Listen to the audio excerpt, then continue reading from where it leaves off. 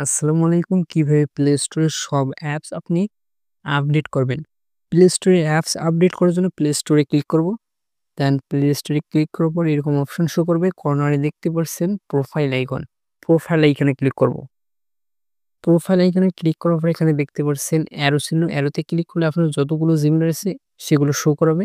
দেন যে জিমেইলের আপনি দিয়ে প্লে স্টোরে আপডেট করতে চান সেটা সিলেক্ট করে দিবেন।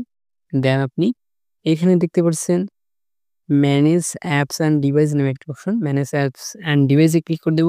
দেন এখানে দেখতে পারছেন all apps up to data.